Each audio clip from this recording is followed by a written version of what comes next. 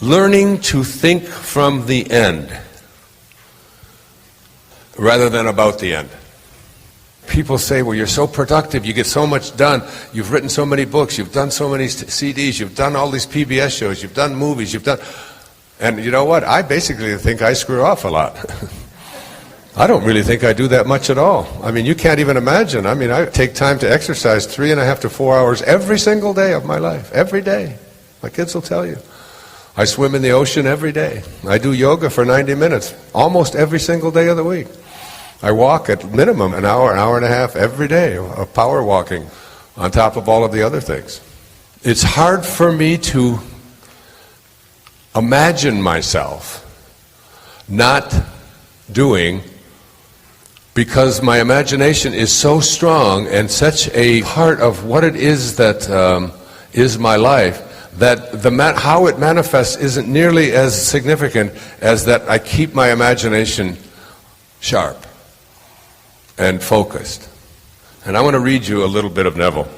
It's a book, Moving from Desire to Wishes Fulfilled, by Neville.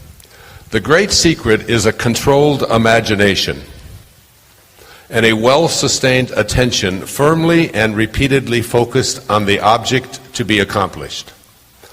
It cannot be emphasized too much that by creating an ideal within your mental sphere, by assuming that you are already that ideal, you identify yourself with it and thereby transform yourself into its image. Thinking from the ideal instead of thinking of the ideal. Thinking from the ideal instead of thinking of the ideal. Every state is already there as mere possibilities, as long as we think of them, but as overpoweringly real when we think from them. This was called by the ancient teachers subjection to the will of God, or resting in the Lord. And the only true test of resting in the Lord is that all who do rest are inevitably transformed into the image of that in which they rest. You become according to your resigned will, and your resigned will is your concept of yourself and all that you consent to and accept as true. You, assuming the feeling of your wish fulfilled and continuing therein, take upon yourself the results of that state. Not assuming the feeling of your wish fulfilled, you are ever free of the results. The truth that sets you free is that you can experience in imagination what you desire to experience in reality, and by maintaining this experience in imagination, your desire will and must become an actuality. Again, the truth that sets you free is that you can experience in your imagination what you desire to experience in reality, and by maintaining this experience in imagination, your desire will become an actuality.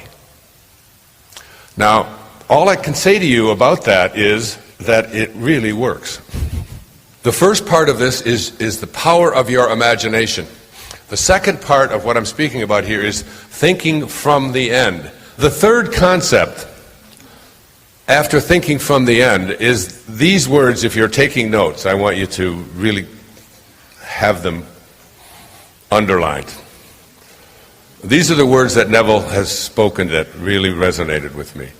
He said, you must learn to assume the feeling of the wish fulfilled.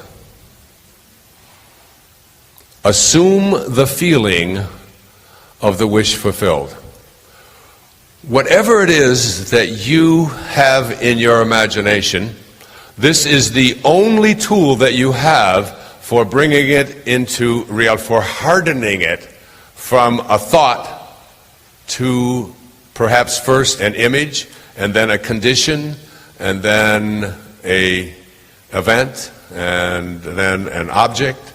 That your imagination is the only place that you can make all of this happen. If it's the weight that you want to lose, if it's the addiction that you want to overcome, if it's the relationship you'd like to fix, whatever it is you'd like to create, he gives some very specific examples of how this can work.